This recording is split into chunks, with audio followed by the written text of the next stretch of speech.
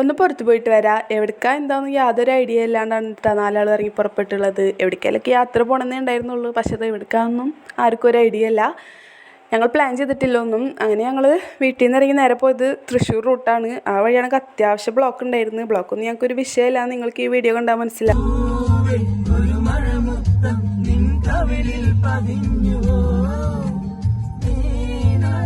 ആനന്ദവേളകൾ വിശ്രമകരമാക്കാൻ ഇങ്ങനത്തെ ചില ഹോബീസാണ് ഞങ്ങൾക്ക്.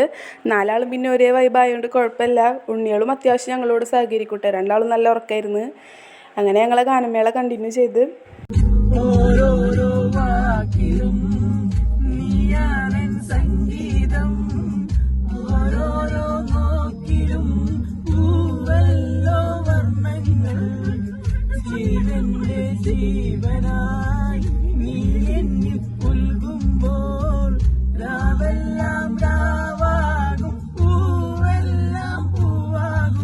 ഗാനമേളൊക്കെ കഴിഞ്ഞിട്ടാണ് ഞങ്ങൾ ഇന്ന് പ്ലാൻ ചെയ്തിരുന്നത് എവിടെ പോകണം എന്നൊക്കെ. അങ്ങനെ ഞങ്ങൾ ഫൈനലി തീരുമാനിച്ചത് ശോഭയെ പോകാമെന്നായിരുന്നു. അവിടുന്ന് പിന്നെ അടുത്തുമായിരുന്നു. അവിടെ അത്യാവശ്യം തിരക്കുണ്ടായിരുന്നു സൺഡേ കാരണം. അവിടെ എത്തിയിട്ട് ഫിലിമിന് കയറാമെന്നാട്ടെ ഞങ്ങൾ ആദ്യം വിചാരിച്ചിരുന്നത്. പിന്നെ ഉണ്ണികൾക്ക് സീനാവും, ഇനി അവർക്ക് ബുദ്ധിമുട്ടാവണ്ട വിചാരിച്ചിട്ട് ഞങ്ങൾ ആ പ്ലാനിങ് വേണ്ട വെച്ചിട്ട് അവിടെ മൊത്തത്തിലൊന്ന് കറങ്ങി. അവിടെ കറങ്ങി വരുമ്പോഴത്തേനും അത്യാവശ്യം രാത്രിയായി ഉണ്ടായിരുന്നു. ഞങ്ങളൊരു ഈവനിങ് ടൈമിലാണ് അങ്ങോട്ട് കയറിയത്. തിരിച്ചിറങ്ങുമ്പോൾ അത്യാവശ്യം രാത്രിയായി ഉണ്ടായിരുന്നു. അങ്ങനെ അവിടെ നിന്ന് ഇറങ്ങിയിട്ട് ഞങ്ങൾ നേരെ പോയത് തൃശ്ശൂർ അമ്പലത്തിലാണ്.